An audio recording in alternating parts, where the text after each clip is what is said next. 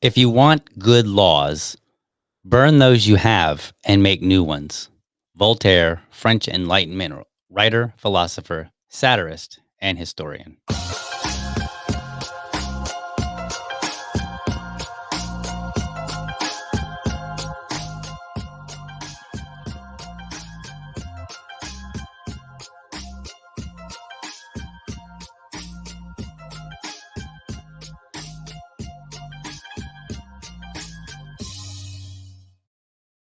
Good morning. Welcome to another episode of the Liberty Dad podcast, a discussion on politics and culture. I'm your host, DL, America's most objective libertarian. If you are tuning in live, I want to especially thank you for giving me your time so early. To the gallows is how I wanted to start the show. And when I went looking for a good image, I was like, well, that's not what I meant. Gallows are a structure to hang people, and I try to keep this show family friendly. So I realized that I just grabbed the wrong word. So then I was like, to the stocks. But again, I realized I chose an incorrect term as stocks are close, but they restrain people by their ankles as punishment and public humiliation. So then I was like, after some research to figure out where I went wrong, I was like, to the pillory. And while I got it right this time, I realized it just didn't roll off the tongue so well. So anyway, I decided to tell you guys all about it. Today, I am kicking off a new vision for bill reviews. Now, today's going to be different than going forward. I just wanted to do something kind of fun. I've decided to continue my Monday morning bill reviews, but I want to try to make them more entertaining. So, to kick it off, we're going to play a game. Now, of the roughly 70 bill reviews that I've done over the course of this show, the most I've ever done in a single show was 3. And that was back in episode 57, Bills, Bills, Bills. Many shows later, in episode 421, 100 Guys One Day, where I discussed Lily Phillips, the OnlyFans star, who literally did just that. I was inspired. Not for an OnlyFans, of course, because trust me, y'all don't want to see that. All right. Everybody talks about a dad bod, but nobody's buying them on OnlyFans. So I'm just saying, there's not a market for them. So, anyway, today I will do 35 bill reviews in a single show, right? Like, consider this the OnlyFans, but with reviewing legislation. What could possibly go wrong? So, here's the deal. It was reported late January that Governor Whitmer signed 35 new bills into law. So we're going to go through all of them, and we're going to try to make it fun. I'm going to turn this into a game. So let's take a look at this. Let's take a look at our little game board here. There we go. We have a game board. Now, what I did before I reviewed the bills, this is the critical point. Before I reviewed the bills, I created some very simple and generic rules. The first thing that I did was I was like, "All right, I got 35 bills.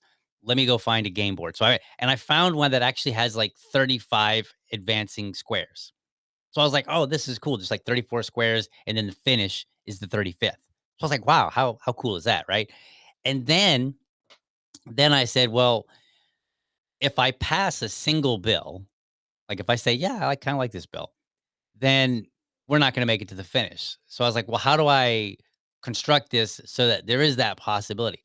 So here's how it goes. If I oppose the bill, I'm going to advance Governor Whitmer here up in the left hand corner, 1 square. If I support the bill, she remains on the square and she doesn't go forward. She doesn't go backwards. And here's the catch. If the bill is more than 2 pages and I oppose the bill, then Governor Whitmer is going to advance 2 squares, right? Double. So some of these bills now are grouped together. And so like we'll get into that and it'll make sense once we get into it. So those are my game rules. Okay. And I did that because I was like, I literally, when I was going through and reading the bills, I was not sure where this was going to land. Now I know where it is now because, like, I put all the effort in. I've got it all prepped up. So, in the show notes, I've linked to a news article that I used for this episode that has a summary of all 35 bills and links to the actual bills for people to read. Kudos to them for doing that. That would be, who is that here? 13 on your side. Oh, they didn't like it. Okay, so okay, they don't like the ad blocker that I'm using. So let me swap this out real quick while I'm talking. So let me get a little disruption. I thought I was going to get away with the ad blocker, but nope, they're not. So we'll fix that. No big deal. But so that's this. It's 13 on your side. ABC News, and they went through all 35 bills, and they just kind of put out a summary. And so that's kind of cool. I appreciate that. Like, if there's one thing that I cannot stand, it's when a news organization or anybody that's reporting on a bill or a study and they don't link to it, or worse, they don't even give you a name so that you can search for it. Like, you'll see them in the news and they'll be like, a new study just said that giving rats tons of sugar gives them cancer, right? Like, they'll say something like that and you're like, oh, okay, cool. What's the name of the study? What's the title? So I can go look for it, maybe read it myself and decide. And sometimes they don't put that in there. They just describe the study, and or they describe a bill, like a new bill signed into law, will restrict teenagers from, driving or something, whatever. And so then you have to, it's like extra work. And I'm like, well, if you've already reported on it and presumably you've at least read it, or spoke to somebody, like a legislator or a researcher or somebody about whatever it is that you're reporting on. Presumably, you have those details, and you just chose not to publish them. So, I've got the link in the show notes, and it's pretty cool. You can go and it will link right to the page for the state of Michigan, and you can read the bills yourself if you really wanted to. Now, you might be asking yourself, like, DL, did you read the bills? Well, there's 35 of them. So I didn't read them in the typical, I just kind of skimmed over them, but I did put a little bit more attention actually to the legislative analysis. So when you go to the website, every one of them has a legislative analysis, and you can read through that, and it gives you a good summary of, like, what's this bill about? What are we talking about here? And so I think that's actually going to be sufficient, and I'm very content with having read that. Now, when I do the bill reviews, I am being very simple. I didn't, like, normally when I do a bill review, and then I've got I got that fixed now. So here's 13 news on your side. So normally when I do a bill review, I dig in and I evaluate, the language, a bunch of stuff. I really dig into it. I did not do that. I just kind of skimmed over them, and I said, basically, I read the synopsis, which we'll go through here on 13 on your side. I read the synopsis, and then I was like, all right, well, let me determine whether or not I agree with that. And I would either read the bill, or I would read the summary, or I would do both. And I think in one instance, I was a little unclear. So I actually asked Grok on Twitter, the AI assistant, to give me a synopsis of it so that I could better understand it. So I went out of my way to make sure that, I at least had a good familiarity with the bill, and I validated that, yes, the summary from 13 on your side matches what I read. Okay. So let's get into this. First thing that we're going to need. So we're going to, let's see, where do we start? Let's go down here. We're just going to read through the bills, and then we're going to jump back to our board, and we're going to move things along. Now, for our board here, we're going to need some music. So we'll play that here in a minute. What I'm going to do is I'm going to read you what 13 on your side says, and then I'm going to tell you, like, if there's any additional information to add to it from my reading. And then I'm going to tell you, I either pass it or fail it. If I fail it, then we're going to go to the game board and we're going to advance Governor Whitmer one square. Okay. So that's what we're going to do. And we're going to go through 35 bills in a single episode. OnlyFans stars, You just keep doing your thing, I guess, because you're probably not watching.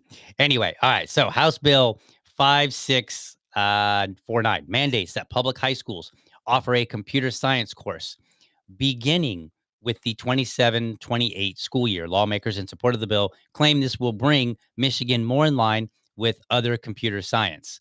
I think whoever wrote this did not send it to an editor. I presume they meant in line with other computer science courses or classes in other states or something. But hey, they put a lot of effort into it. I'm going to let it slide. The bill passed. I don't care about how bill passed. So, do I support this? Well, as it turns out, no. I'm going to fail this bill. This bill focuses on quoting from the bill itself focuses on teaching students how to create new technologies and not solely the use of technology. So it's more than just, hey, we're going to have this particular course. Part of the course is, hey, we're going to focus on creation. Well, you can't do that. To create new things, that requires knowledge. So if you want to bestow the knowledge upon them, then that's great. Then go right ahead.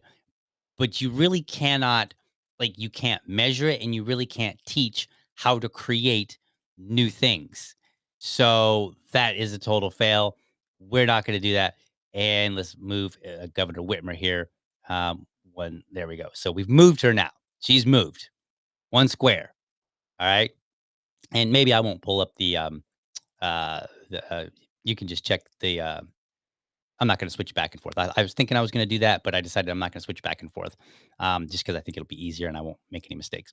And by the way, I just want to point out if you're listening on the side, like maybe you've got YouTube open or you've got Rumble open and you're just listening, I really apologize. I'll do my best to be as descriptive about things as possible.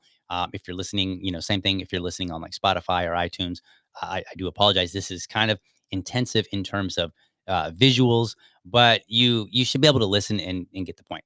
All right, House Bill 4906 amends the state's General Sales Tax Act to provide tax incentives for data centers to be located in Michigan. The incentives extend to individuals and companies investing in data center equipment. So that's Bill 4906. Oh, by the way, um, the previous bill was only 2 pages. So they stayed within, they only got to move one. This bill is 6 pages, and I'm going to pass it. Now, why would I do that? Okay, so here I'm reading from the bill. It says beginning January 1, 2016 through December 31st, 2050, a sale of data center equipment to the owner or operator of a qualified data center or co-located business for assembly, use, or consumption in the operations of the qualified data center or of a sale of data center equipment to a person engaged in the business of constructing, altering, repairing, or improving real estate for others to the extent of the data center equipment is to be affixed and or made a structural part of the qualified data center is exempt from the tax. Okay. No, it is long and dry. Basically, they're like, look, if you invest money in data centers, you're going to have an exemption for taxes. Okay. That's pretty simple. Like, I support no taxes. Taxation is theft. It will always be theft. Now, should they be giving out benefits to one group or one entity for doing one thing and not another? No, they should not. But I will take any tax exemptions that I can get, even if they're limited or they're narrow. So Governor Whitmer does not move on this one. All right, next one. HB 5600. This one is 2 pages. Reading from 13 on your side, it creates the office of the tribal legislative liaison with the Michigan Legislative Council. This new office will, one, maintain a relationship with the 12 federally recognized tribes in the state, meeting with each one at least once per year. Provide guidance. That's number two. Provide guidance for legislators for how legislation could affect tribes and their members. Number three, report the possible impact of specific legislation on tribes in Michigan to the legislature. Number four, provide hour-long training to legislators and their staff on, quote, how to consult and coordinate with the liaison and the history and current state of the 12 federally recognized tribes in Michigan annually. So this is more government. The liaison's role will be, in part, quote, to provide guidance for members of the legislature and the members' staff during the development of legislation based on how proposed legislation may impact tribes and tribal members. We don't need that. You don't need a liaison. We elect politicians purposely, right? Like you go out there, you represent everybody. We don't need an additional unelected representative of a specific group. So this one, fail. And it's 2 pages. So Governor Whitmer only moves one more square. So let's move her up a square. There we go. So we're moving right along. We're moving kind of slow, but we're good. All right, HB 4854, 2 pages. All right, so let's see what News on Your Side says. 4854 requires that schools in the state allow Native American students to bring, quote, traditional objects or wear, quote, traditional regalia during ceremonies of honor, including graduation ceremonies. Okay, so here's my problem. I'm failing this. All right, we're going to move her in just a second. Quote, formal and informal public occasions celebrating academic, athletic, and other student achievement, including but not limited to graduation, commencement, convocation, and honor society events. So, in other words, they're saying, like, look, we're going to pass legislation that says if you are a Native American, that you will be permitted to wear certain things for like formal events, like things that are celebratory. Okay, that sounds nice. However, here's the catch. Michigan, like many other states, has a Department of Education. If they cannot make a simple decision like this that applies to public schools, then abolish it. Right? This is similar to the book issue here in Florida, where I said a while back, like there were like 6 books that are causing most of the problems. And Florida did the same thing. They drafted legislation. And I'm like, why have these bureaucratic departments if they can't do simple things? And a Department of Education should be like, look, if you're going to a private school, private property rights. So therefore, the government shouldn't have a say. Like a private school can say, look, everybody has to wear a uniform and you have to cut your hair a certain length and whatever, right? And then if you don't agree to those rules, then you don't get to be out of school. They could also say, hey, doesn't matter that you're Native American, doesn't matter that you're whatever, you have to wear the same thing that everybody else does when you come to graduation ceremonies and what have you, right? So the idea of the bill shouldn't apply to them in the first place. So then we look at all the public schools, all the schools that the government is overseeing. And well, like think about it. Like why have a Department of Education if they can't make a simple rule like that? So I fail it. Let's advance Governor Whitmer here. So let's advance her a single square. All right. So now we're moving right along. We're getting there. Don't worry. We've got more bills. We'll see where it lands. All right. So this one is a collection of bills. This next one. All right.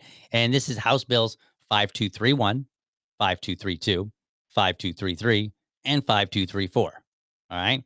So this one says the aim is to provide more transparency for charter schools in the state, specifically public school academies, schools of excellence, strict discipline academies, or urban high school academies. So there are 4 different types of charter schools that they have. And it says by requiring that they list the names of its authorizing body and primary education management organization. So fail. Why am I failing this? Okay, from the Fiscal House summary, like this was, I'll give Michigan credit. Go to their website; they have it really nicely laid out. You can read the bills, you can read the summary, from their own legislative review.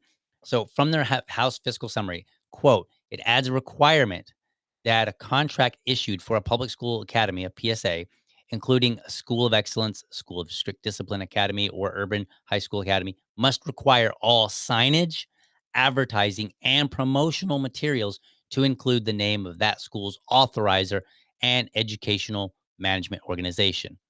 Then it further goes on and says the bills would have no fiscal impact on the state and would create minimal cost for PSAs. Now, I don't know what they didn't define minimal cost, so I don't know if I actually agree with that, but it is a cost.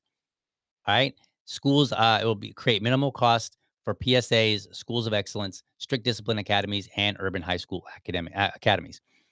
These entities would be required to include the name of the authorizing body and educational management organization on all signage, advertising, and promotional material for the entity. So, like, it sounds like, hey, we're just trying to do transparency. The problem is it adds startup cost to would be schools by defining what constitutes necessary transparency.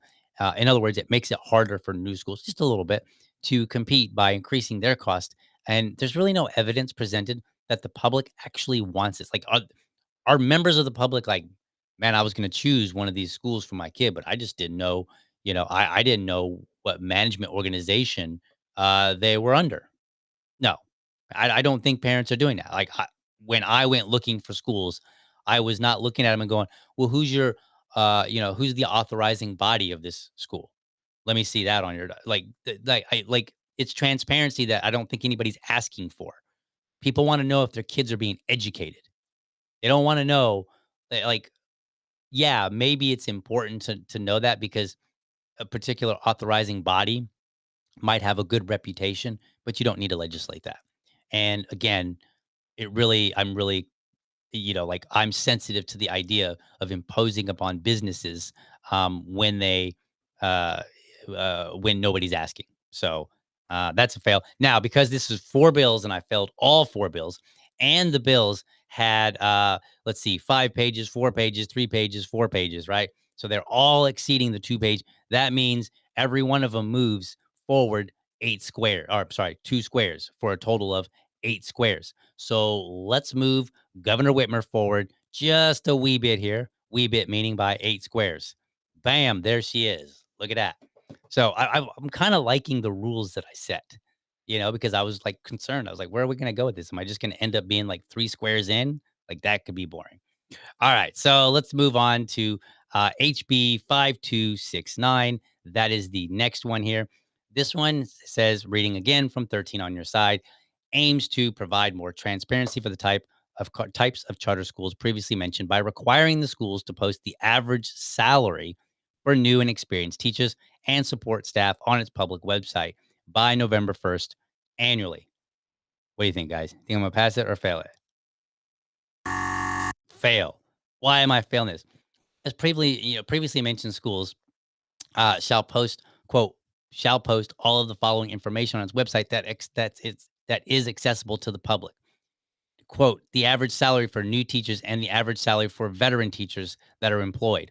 Or, quote, average salary for all teachers employed when fewer than 5 new or veteran teachers. And then it goes on to state that there's no fiscal impact on the state and creates, again, minimal cost and that the cost would likely be absorbed using existing staff time. So you are adding bureaucracy in the schools. I don't know if our legislators are aware of this, but at school, parents expect their kids to get an education. They expect the people involved to contribute to their education, teach them how to read, how to add, subtract, so on and so forth. I don't choose schools based on the pay that teachers are getting, nor am I familiar with anybody asking for that. Now, this one, along with the previous 4 bills, seems trivial. Like, oh, dude, just post the information. Just include it. Just open up Canva and just update your advertising material, right? No big deal. But again, little things add up, right? You take away from the time to educate our kids. Unacceptable. So we need to move Governor Whitmer forward a little bit. So let's do that real quickly. So let's move her forward. This bill was 5 pages. So we're going to move forward 2 squares. Boom. There we go. All right. Moving right along, House Bill 4924. This one is 6 pages. So let's see. It says 13 on your side says aims to make it easier for family members who inherit property to keep the property in the family by preventing the involuntary sale of the property. The bill provides options for co-inheritance where an individual can purchase the entire property from others or the land can be partitioned by sale or in kind, a physical division of the property. So This one was a little bit tricky. I had to dig in because I wasn't familiar with what the laws currently state, and that can make it challenging to identify, is there a real problem to solve? For this episode, I chose that I wasn't going to make any provision for remaining neutral. So I have to either pass it or fail it. Okay. So this one, I reached out to Grok, and the act is designed to provide a legal framework for partitioning property in a manner that protects heirs' interest. And the bill seeks to modernize and clarify the process of property partition, particularly focusing on protecting the interest of heirs who might otherwise be disadvantaged by traditional partition methods. So, in other words, they look back and they said, hey, when you've got different people involved in a piece of property and they need to figure out how to divvy it up because, there's an heir involved and there's possibly co ownership and stuff like that. They're like, let's create a legal framework that helps deal with that. And so I'm going to tentatively pass it because I always will support making it easier for people to have their property. And since currently the government does have to kind of make a decision in the context of when people disagree, I think we should have a legal framework. Now, whether or not it's the best legal framework, that would be the subject for a bill review that dove right into this. But just kind of on the surface, it sounds like this is probably not a bad thing. So Governor Whitmer gets to stay where she is. All right, moving right along. House Bill 5022. All right, this one aims to put money back into small businesses by amending the Income Tax Act of 1967. Lawmakers supporting the bill claim it what quote will help businesses save money by reducing administrative costs, ensuring businesses can focus on profits instead of payments. That sounds pretty nice. And so I got into it, and the Michigan House's own analysis says, quote, currently, a taxpayer that elects to pay the flow through entity tax must file their election with the Department of Treasury on or before March 15th. Under the bill, for tax years beginning on or after January 1st, 2024, a flow through entity will be required to file its election with the department before the last day of the ninth month after the end of the tax year. It goes on and says the bill would also provide that if a person's election to pay the flow through entity tax is denied by the department, the person could file a written notice. Okay, look, all they're doing is they're like, yeah, if you go through all of this effort, then you might get a benefit. Like, we're just going to create, again, more bureaucracy. And since taxation is theft, this is not the way to go about it. So we have fail. And that means since it's 4 pages, that means we move forward 2 squares. So let's move Governor Whitmer forward 2 squares. So there we go. All right, 2 squares. So we're moving right along. We're almost halfway there. Will we make it? Who knows? Oh, you know what I meant to do? I forgot to do something here. Oh, goodness. It's okay. It's not a big deal. There we go. How about a little music to go along with it? I just couldn't help myself. I mean, let's see. Let me back up here. Let me try this down just a wee bit so it doesn't distract me so I can keep going. All right. So we got a little music back in the background there. And that was supposed to be played originally, but I forgot because I was so excited about doing 35 bill reviews in a whole single episode. All right. So that's taxes. Taxation is theft. It will always be theft. And if you're gonna try to tell me that you're gonna reduce something but make it more cumbersome, yeah, you can tax people with their time. Keep that in mind, folks. Taxing does not always deal with money. Sometimes it's your time. And so if you trade a tax, my time might be more valuable than the tax that you're demanding that I pay. All right, so let's move on here. HB 5204, once again, reading from 13 on your side, it extends the power to swear in new lawyers to the state bar to judicial districts in the Court of Appeals. Previously, this power was only given to the Michigan Supreme Court and each circuit court. Okay, so this one is 2 pages. Now, while I object to the idea of licensing, a conversation for a different day, district courts should also have the same power to manage licensure of lawyers. If they can interpret the law, they should be trusted enough to determine who to oversee law licenses. So therefore, we're going to go ahead and give this one a pass, right? Because it just basically broadens who can bring people in. It says, all right, we're not going to. I don't like narrow um, laws that restrict authority any more than they have to be. And I think in this particular case, it's absurd. So this one gets a pass, and Governor Whitmer stays on her square. All right, let's see. The next that we have up, we have two bills, House Bills 5379 and 5747. They aim to loosen state restrictions on transporting, quote, raw forest products, end quote, between states by increasing the range that commercial vehicles could operate outside of the state under fuel tax reciprocity agreements. Specifically, the bill increases the range from 30 air miles from the state's border to 50 air miles from the state's border. So this one, I might be wrong. This one's a little bit confusing because it kind of requires that you understand the forestry industry a little bit and what the requirements are. And this has to deal with um, Michigan, like they specifically called out Wisconsin. So this has to deal with more than one state. They're looking at reciprocity. Okay. So, but it seems like number one, these two bills are tied together such that either they both pass or they both fail. Because basically, you can't pass one and have it function without the other one passing, and they're dealing with different elements of this particular issue. So they've separated the bills. Uh, they are extending the distance air miles for the state of Michigan to negotiate with other states. There is still a tax, but if I understand this bill, they are increasing the distance for negotiating, which allows the states to work with other states regarding the taxes levied. So I'm assuming this is a good thing. Like they're like, okay, look, my understanding is like, hey, if you don't tax us, we won't tax you, kind of a situation. So, but they're extending it from 30 miles to 50 miles.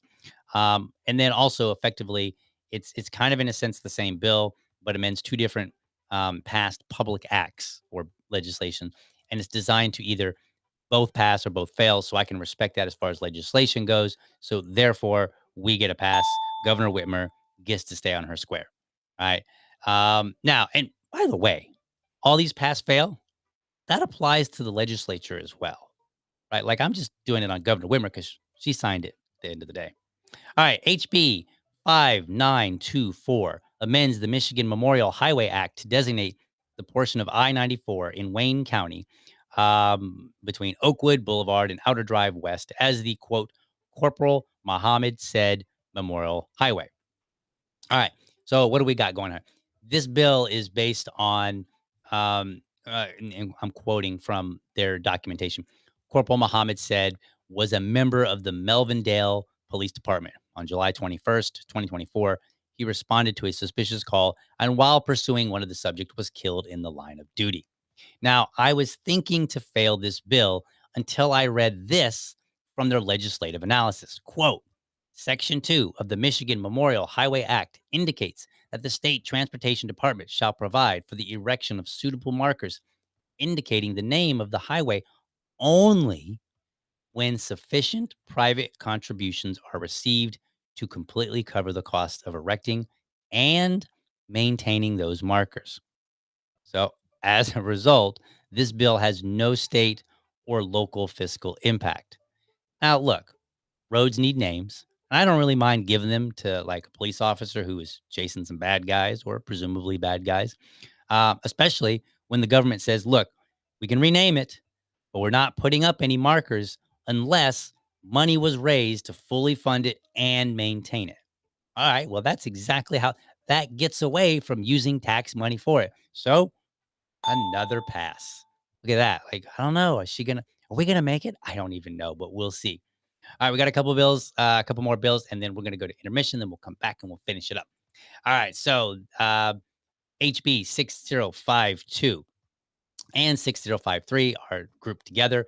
They amend Michigan election law to clarify the time frame for election related lawsuits and expand voter access to on-demand ballot printing systems. House Bill 6052 specifically expands an on demand ballot printing system beyond their currently allowed use for early voting, as well as exempting on demand ballots used for early voting from some of the general requirements that paper ballots have, like sequential numbering and perforated numbered stubs. Okay, so this one is interesting because I'm actually doing two different things here. So on 6052, fail. On 6053, pass. So here's my rationale. 6052 is a one-page bill. However, it updates changes to early voting to permit ballots to voters who register or update voter registration on election day. So I'm not a big fan of that. I think that opens up the door for election fraud because they cannot validate proper registration beforehand. Like they should, like it all should be in place. When I go in, I should be able to. This is not really an ID, but when I go in, I should be able to hand them my ID, and say, "Here, I'm here to vote. My name is DL Cummings. I live at 123 Mulberry Lane. Please verify that I'm a registered voter." And then they check and they go, "Why, sir, yes, you are. Here's your ballot." Right. But what if I go in there and I find some clever way to trick them so that I can vote and maybe I already voted at another voting booth or voting station, right? So for me, I think that this all needs to be in place. So I'm actually going to fail that one. The other one, 6053, I actually pass it because it extends election related claims from less than 28 days to less than 45 days. Extending time, I think, is a good thing and appears to better work with federal law and overseas ballots because when you read some of the descriptions of their analysis, they point out that overseas ballots, particularly for military members, have certain timeframes for which they work in this 45 days, uh, better assist with them. And so I'm like, okay, well, this is a good thing. I think we should definitely have the maximum amount of time for people to do anything related to the election, even including filing claims that they might, that might need to be addressed. So for me, I'm passing one, failing the other. The one that I am failing only moves one square simply because it is a two-page bill. So we're going to move Governor Whitmer here one more square. Oh no, did I move it two? I moved it two. Did I do that right? Did I make a mistake? I might have made a mistake. Well, that's just the way it goes. Sorry, Governor. It's my show. I'll do what I want. Okay, let's take a little intermission here in just a moment. But first, let me look at some comments and let's check out the comments here. So let's see here. Where do I go? I want to go here. So let's give me a second here. Let's do this. Okay, there we go. All right, so that was do some comments here. Is the comment audio not working? Why do my audio always I need a sound person, like I really do. So let's see if we can get my audio here. So go back. There we go. All right, some different audio for some comments. Let's see what you guys are saying in the comment section here. Maybe you're saying something really mean and nasty to me. Who knows? All right, let's see. Spank the naughty terms. DL says Joe Hanous. I don't think he's. I feel like Joe was spanked a lot as a child because like I do one episode on spanking for children, by the way. The OnlyFans star was something entirely different, and we did not talk about spanking on that episode. But Joe Hanoush seems to have merged the two, I guess. I don't know. At any rate, let's see. What else you got here? Uh, I, I, I, I, I, can I even? I'm not sure. I'm going to post. I'm not going to read that. Oh, I'm not reading that one either. you guys are you guys are killing me here. Um, let's see here. Joe says legislative analysis doesn't tell the whole story of a potential unintended consequences. You are correct.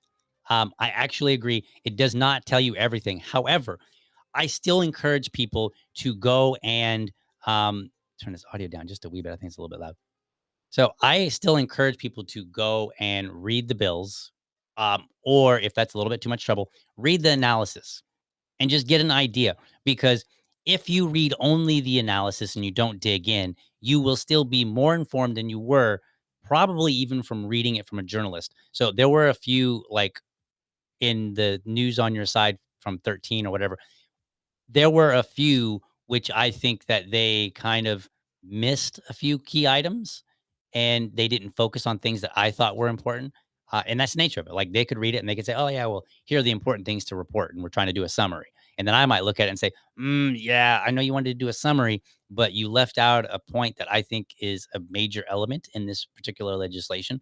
So, and so it's the same thing, you should go and read it and be more informed. Now, ultimately, if you really wanted to be super informed, then you would need to know, like, what does the bill say? What does their analysis say? What is the context of, current legislation that exists? Those kind of things, so on and so forth. But that can be an awful lot. I mean, we got 35 bills here that were signed in one day. Imagine trying to do that for every bill. It's just absurd for, to think that a citizen would necessarily do that. However, but you are in fact correct. So I do agree with that. Um, let's see what else here. What do we got here? Um, oh, oh, did it? Is it not moving? Okay, so Joe says, is the Whitmer icon supposed to be moving on the board? She appears to be on the first space. Oh, let me double check something here. Let me go back and okay. So I think I know what's going on. So I apologize, folks. We did move. I'll get it right in the second half. I think I made a mistake, but yes, Governor Whitmer moves, and you should see it move. And so there's a couple different screens here, and I think I was focusing on the wrong one, and that's okay. So glad you pointed that out. So I appreciate it. But yeah, you should see that Governor Whitmer now is roughly in the middle of the board. So yes, we are moving. It is supposed to be moving on the board. So apologies for that, folks. All right, let's see what else. To do. Where is the bill review prop? Says that Liberty lady over there where I can't reach. But during the intermission, I will go ahead and grab it. So I appreciate it. Let's see here. What else?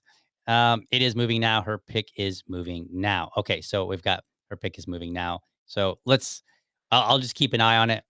Thank you guys for letting me know. We want this to be a little fun and silly and all those good things. So, all right, let's go to an intermission real quick, and then I will be back and we will finish this up. Maybe. What happened? All right, I think I broke it. Let's do something here. All right, how about we put me back on the screen? And I will click a couple buttons here while I'm working on this. So clearly, I made a mistake somewhere, and that's okay. We will get this all taken care of. Let's see here. There we go. There we go. All right. So now we should have it. Let's see if this works. Hey, Liberty fam, do me a favor. If you enjoy the show, be sure to hit the like and subscribe button to my channel. And for the really serious folks out there, I want you to hit that bell so that you never miss an episode. By the way, if you want to support the show, head over to libertydad.locals.com and sign up. For $5, you can be part of this show. There, I'll engage supporters of the show. We'll discuss topics that you want me to talk about, response videos that you would like to see, or anything related to the show. And I'll even have a monthly subscribers only episode. By the way, I'm always looking for dads to join me for Dad Talk. That's my series where I invite everyday dads on to talk about what's important to them in the context of being a dad. No argument, no debate, and dads choose the topic. It's my way of raising dad voices. If you're a dad or you know a dad who has something to say, let's get connected. Episodes air live on Friday mornings or Friday evenings, whichever works best for dads. All right, let's get back to the show. All right, so we're back. And yes, here's my little prop. I went and I bought the Schoolhouse Rock plushie Bill. Unfortunately, he doesn't talk. Hi, guys. See, he doesn't talk, but I could pretend like he's talking because I'm your fun loving host. And I'm going to embarrass myself all for the sake of making Bill reviews a little bit more entertaining. All right, so what I'm going to probably do is probably figure out how to put him up on the wall or hang him somewhere or something. I don't really know. Right now, I guess we can just sit him here like he's my little child. So we'll do that and we'll see if he stays there. Who knows? All right. So let's get back to the bill review because we're going, like, I don't think we're going to make it in the allotted time, but we are going to go through this. So let's go back to our game. So we have Governor Whitmer. She is about the middle of the board, and we need to get through the next few bill reviews. So we're now going to be looking at, so we actually have three bills. So this is going to be HB 5949, 5950, 5951. So this one establishes the Peer to Peer Car Sharing Program Act and amends the Insurance Code of 1956 and the Michigan Vehicle Code to establish and regulate peer to peer car sharing programs operating in this state. The bills regulate insurance coverage and liability of the peer to peer car sharing program, the shared vehicle owner, and the shared vehicle driver. The aim of the bill package is to make sure that there are no gaps in insurance coverage for people using peer to peer um, car sharing program. So they're talking about what's the name of that app? There is the name of an app. It's very popular. Turo, Turo, Turo. That's the name. So you can go on there, and it's kind of like you can just look up somebody and be like, "Hey, I would like to rent your car." So they're talking about apps like that. So what am I going to do with this one? Fail. I'm failing all three of them. Why? Well, from its own legislative analysis, these bills would create a comprehensive framework for the car sharing in the state. I don't think you need that. It's just basically creating more more bureaucracy for something that's super simple. Going on, the bill could have a minor indeterminate fiscal impact on the local court systems. In instances in which car sharing programs or shared vehicle owners provide driver information to court clerks within 30 days of notice of violation, the bill could add on additional steps, blah, blah, blah, blah. So basically, they're like, hey, look, let's create more paperwork, more effort for people to be able to just engage with each other. I oppose that. I'm just not for it. Now, insurance is a good thing. But if you own yourself, you have the right to decide on a mode of transportation that is cheaper. And if that is cheaper, is because it's foregoing the insurance. Is it a dumb idea? Probably, but you have that right. If it were just imposing insurance requirements, I might have been more forgiving. So these bills, they got to move Governor Whitmer 3 squares, or I'm sorry, 6 squares, because there's 3 bills, and they were all over 2 pages long, 6 pages, 8 pages, and 3 pages. So we're gonna go ahead and advance her forward. So let's go ahead and get that moved on over. So what do we got? Clicking on this one right here. All right, so we've moved her over, and then okay, I see what's going on, and so let me, boom. Okay, so there it is. So now she's moved over, and all right, great. So we've moved her now. She's advancing. She's like 3 quarters of the way. All right, Bill, I'm going to put you down because you're not cooperating. All right, so we're getting there. Are we getting her to the pillory or not? All right, so HB 5046. This one's 2 pages. So let's read what that one says. It amends the revised Judicature Act to alter cost and fees for purchasing circuit court transcripts. Some of the alterations include: one, increasing the cost per page of an original transcript from $1.75 to $3.75, increasing the cost per page of a copy of a transcript from 30 cents to 90 cents, create a minimum charge of $50 for an original transcript, require the state treasurer to adjust those amounts in relation to the consumer price index on January 1st, 2030, and every 5 years thereafter. Look, while I understand that cost increase, those amounts seem a little bit suspect. I mean, a cost per page and it's already $1.75 to print it, and they want to charge you $3.75. No, we're failing it. We're going to move Governor Whitmer forward additional 2 squares. I'm sorry, additional 1 square, because the bill is only 2 pages. So I can appreciate that it's a shorter bill. So we're going to move her 1 square forward. Did it move it? Let's see here. Let me see here. Yep, there we go. So we moved it. Let me make sure that did I move it on there? Yeah, it moved over there too. Okay, perfect. All right. So we've moved it. We've moved her forward just a little bit. Next up, we've got HB 5551. This is a 2 page bill. It amends the Michigan election law to prohibit people convicted of certain election related offenses from serving on the board of state canvassers. A legislative analysis published by the Michigan House Fiscal Agency lists what is considered to be an election related offense. All right. So on this one, I'm going to drum roll. I'm going to pass it. Why would I do that? TL, what's going on here? Election integrity is a big deal. No issue with the state saying that, you know what?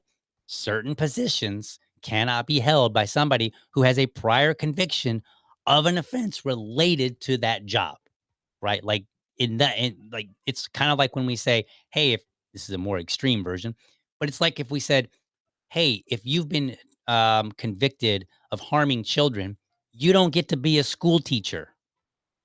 I'm cool with that, right? Like the punishment fits the crime. So we're good to go there. All right. Let's see what else we got. House Bill 4842. What does this one do? Let me go here. It aims to eliminate requirements for funding mechanisms used by the state building authority to provide greater flexibility for funding infrastructure and buildings. And they're quoting it here. The bill would amend the State Building Authority Act to eliminate the requirement that an obligation under a pool of obligations mature within 5 years after the pool was established. It's a mouthful.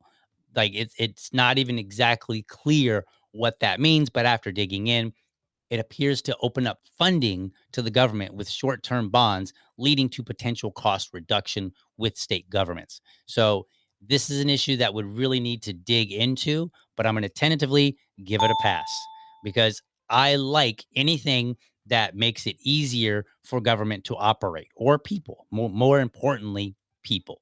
But government too, because when it's easier, then we can start expecting and demanding cost reductions. But if they make it more and more difficult, like if they say, okay, well, only these three people can do this thing. And in order to be one of these three people, you have to have all these requirements. Well, then you've basically you've added to the cost of having somebody fulfill that role. And in some cases, that may be a value add. In other cases, you can and should open it up. So I think in this particular case, this is not dealing with people, but this is dealing with short term bonds. If they're opening it up to make a cost reduction, I'm all for it. So we'll pass that one. All right, moving right along. House Bills 5300 and 5303 reform the process for Michiganders to change their legal name. The Michigan House Fiscal Agency summarizes what the bills would change. Here is what happens. Number one, they eliminate a presumption in law that a person who is seeking to change their legal name must be doing so for a fraudulent reason if they have a criminal record. So basically, if you wanted to change your name, there are certain circumstances where the state already starts with this presumption that you must be trying to hide something. They eliminate a requirement that a person 22 or older who is seeking a name change must submit fingerprints for state and federal criminal background checks, expand reasons for which a court can waive publication requirements regarding a name change, eliminate a requirement for a doctor's affidavit of surgery before a new certificate that shows a designation other than one assigned at birth, allow a person to indicate a sex designation of male, M, F, or X for a driver's license, state personal ID card, or a new birth certificate with no additional documentation or certification required, and allow driver's licenses and state personal ID cards to be reissued without charge to update a sex designation. So, on this particular one, you may or may not find it surprising, but I am actually going to pass both of them. Why is that? Well, when you're specifically updating the process for changing your name and ordering a new birth certificate when changing genders, um, I'm okay with that. Like again, I want people to be able, like if you're gonna require a license, and then maybe my name changes, maybe I legally change my name from Daniel to DL or Fred or whatever, or you have a spouse that changes their last name. It should be easier, not harder. Also, I'm always when I see the word eliminate or repeal, I'm a sucker for it. Right? I'm always a fan of making it easier for citizens to do things. Now, some of the requirements may be at odds with some, like permitting gender changes and all that. But I think the trade-off here is acceptable, right? And I get it. Gender is tricky, but people should have the least amount of limitations and the maximum amount of freedom, including the presumption of good intentions. So if I go and I change my name or I change something, the government has no business saying, "Wait a minute, are you doing that because you got something to hide? You a criminal? Let's get some information from you." Most importantly, though, these bills, according to the legislative review and what I just read, they eliminate the fingerprinting and background check requirement, which means reduced, I'm quoting, reduced fingerprinting and background check volumes. It's worth letting people update gender in exchange for more privacy for everybody. I'm fine with that. Right now, if gender becomes something where you get punished for it later on for not what, that's an entirely separate matter. But if you just want to put on there and be like, yo, I'm an X, that's my gender, I'm X. Okay, fine, whatever, I don't care. And I really want the government to get away from collecting information on its citizens, so I will support it on those grounds. All right, let's see what we got. HB 5077 and 5078. These two are together. What do? They aim to make it easier for government agencies to distribute and administer overdose reversal drugs like naloxone. Specifically, it amends the Administration of Opioid Antagonist Act to allow an agent. So let me just say this. We need to stop having acts. We have like an act or whatever legislation for like every little thing. But we have them. We need to deal with them appropriately. But we need to stop having them. We don't need piece of legislation for every little thing that comes up in society. That's just insane. But anyway, moving right along, allow an agency or an employee of that agency that purchased or obtained an opioid antagonist to distribute that to an individual. It also amends the public health code to allow a prescriber, dispensing prescriber, or pharmacist to dispense opioid antagonists to an agency authorized to receive it. Basically, it makes it easier to give people who are experiencing opioid overdose. It makes it easier to get them the medication that can save their life. So I will support that all day, every day, because the government should absolutely not do anything that causes people, that inhibits people from being able to protect somebody else. So it broadens who's permitted to give out the drug in the first place. And then a companion bill permits pharmacists and other dispensers to dispense it to agencies under broader terms. In other words, you don't necessarily have to go and get like a doctor's signature and all these other things. Like, so it says, all right, we're going to open it up. We're going to make it more accessible. Government shouldn't impede access to life saving drugs any more than absolutely necessary. All right, moving right along. 5829. This is a 4-page bill. It sunsets the state's competitive scholarship and Michigan tuition grant following the implementation of the Michigan Achievement Scholarship in 2023. The bill's backers say it will eliminate confusion when applying for scholarships since the Michigan Achievement Scholarship was meant to replace the other two programs. So, this one, I'm going to pass it. Why? It appears to do two things. It limits who can apply to this scholarship.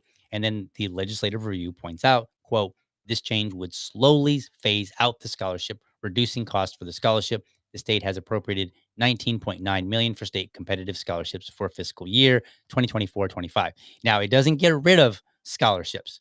But what it does is it says, look, this one was supposed to replace other ones. So it like the intention was that they have a new scholarship and replaces old ones. Okay, fine. Then we need to get rid of the old ones. So what this one does, it addresses it and it says, all right, here's how this sunsetting for this particular scholarship is going to work. And that's a good thing because if we left both of them there, then that would mean that the government would have a reason to fund both of them. So getting rid of one when that was the intention in the first place, good thing. But do watch because government likes to find elsewhere to send money. So that money not necessarily going to get back to you unless you, the taxpayer, insure it. All right. HB 5574, 3 pages. What does this one do? Changes the Michigan election law surrounding ballot initiatives and constitutional amendment petitions. Specifically, require the Secretary of State to post on its website an update on the status of petitions filed.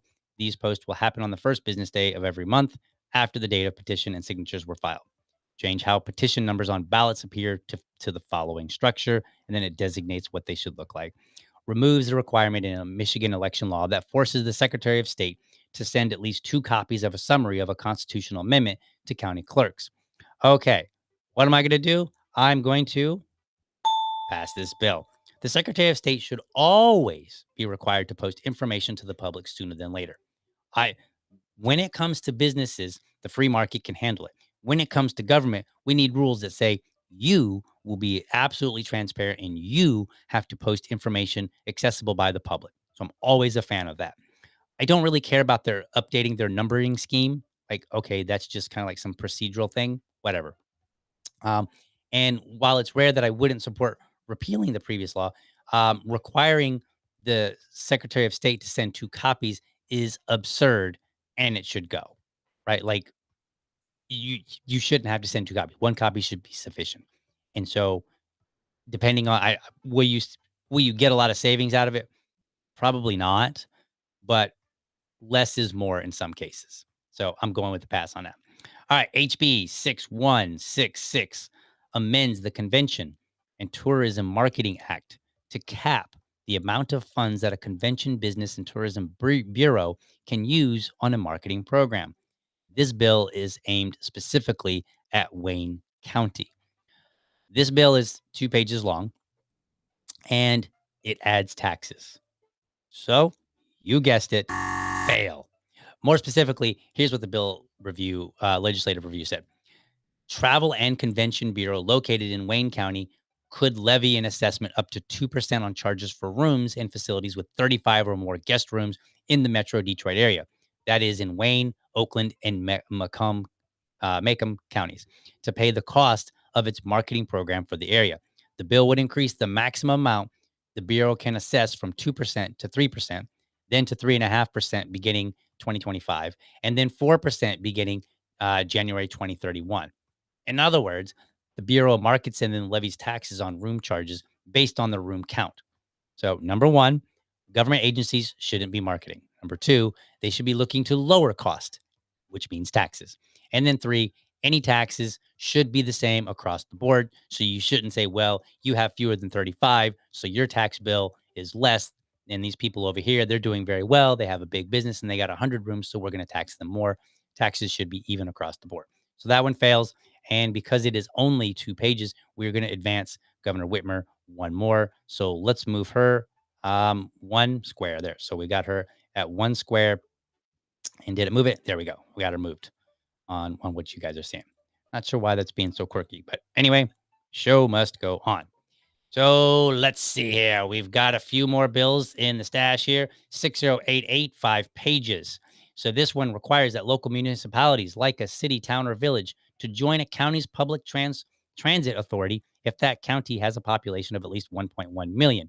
Wayne and Oakland counties are currently the only counties this large once the current millage for said public transit authority expires. So I'm going to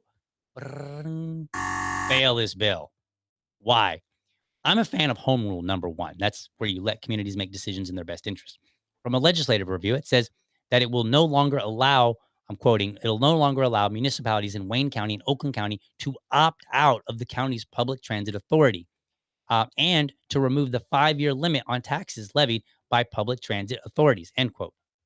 It forces these two counties to remain as part of the PTA, the Public Transit Authority, based on population. That interrupts home rule. I think they should be able to decide whether they want to be part of the Public Transit Authority or not. And then it further allows the PTA to levy taxes for a longer period of time. It doesn't cap it at 5 years. Not acceptable. Taxes are theft, and it's even worse when government has the opportunity to say, we're going to implement this tax for 5 years, 10 years, whatever.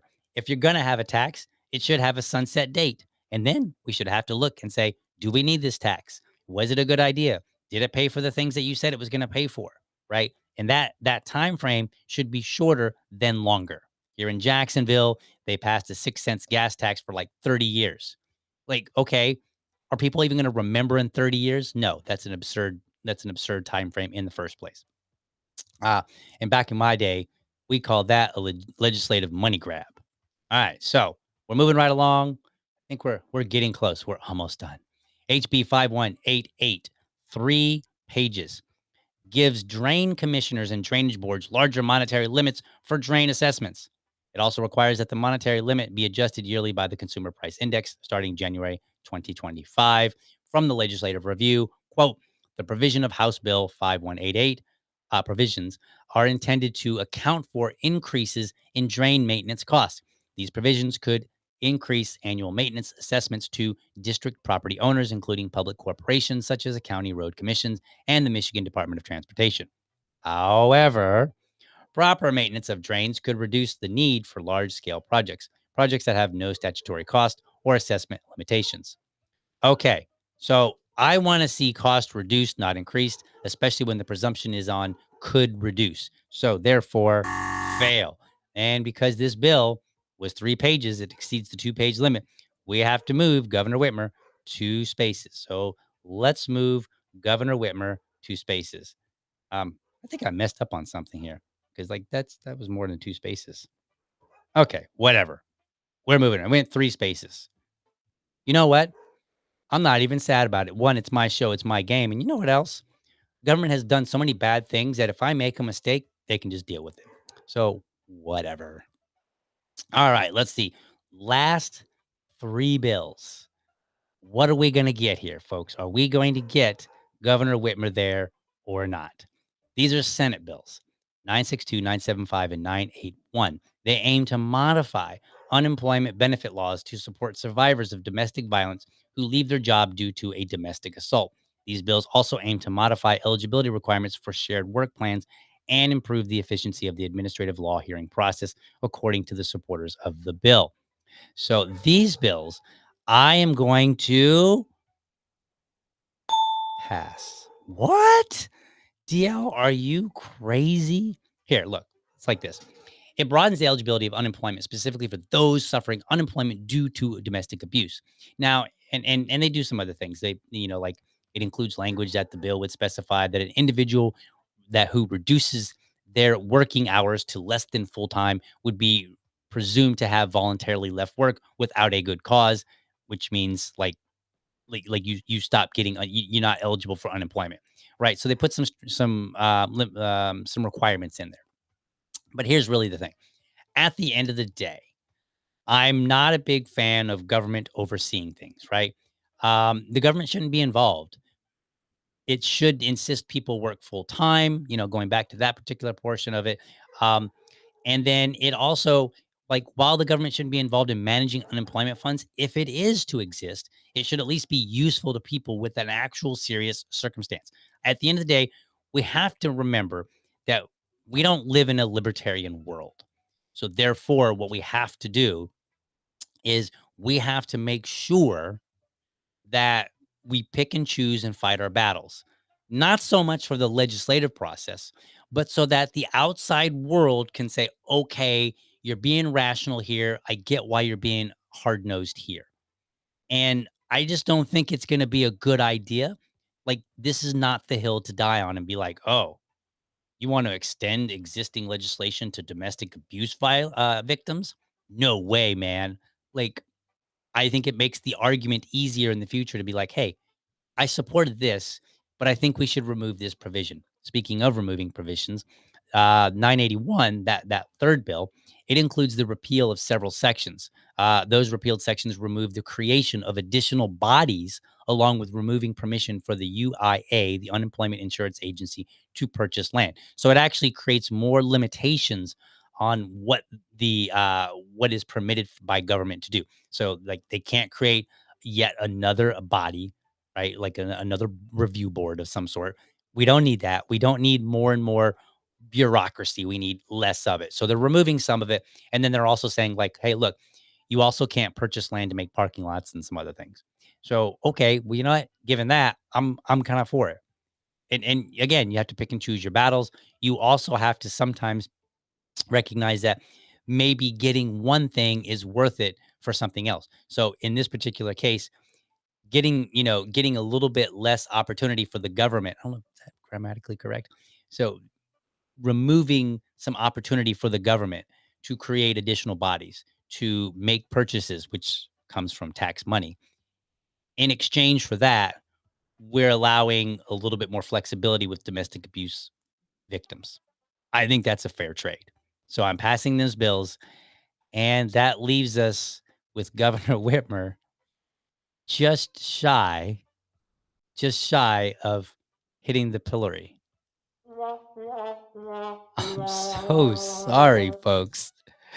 What in the world? Like, I was actually surprised.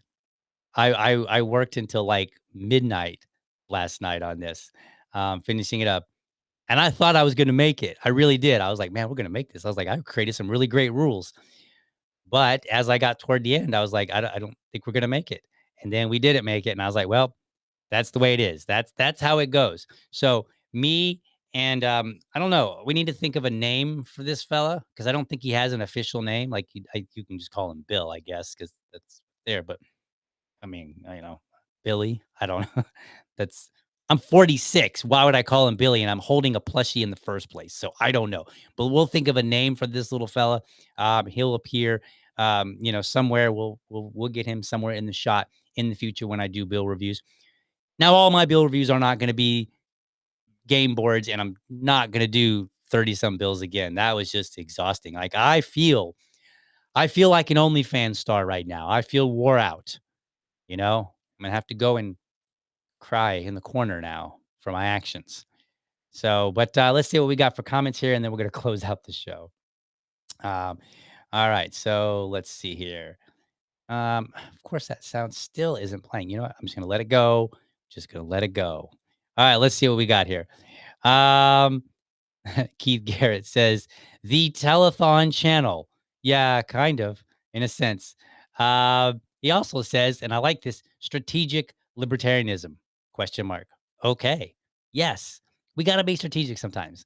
And sometimes you gotta give a little to get a little, because at the end of the day, we are working with other people who do not share our views. So the way to get that is to pick and choose. And there will be times where you might say, I would really like to have this, but the trade-off is not worth it. And so therefore, no. And that's acceptable too. Um, let's see here. What else we got in the comments? Um, I'm going to post this against my better judgment. Joe Hanoush asked, I wonder if the OnlyFan girl had a pass fail buzzer for the guys. Inquiring minds want to know. All right, folks. Thank you so much for joining. That was my show. Thank you for watching, and I hope you found this episode informative and inspiring. Be sure to catch me Monday through Friday, 7:30 a.m. for an informed discussion on politics and culture. Make sure that you're subscribed to my YouTube channel, or if you prefer my Rumble channel, you can go to youtube.libertydad.com, or you can go to rumble.libertydad.com. While you are there, let me know how I'm doing by leaving me a comment. You can also become part of the community by heading over to libertydad.locals.com. Remember, if you're a champion of liberty, your business is people and your product is liberty. I want you to have a great week. Catch you next time. But for now, I'm out.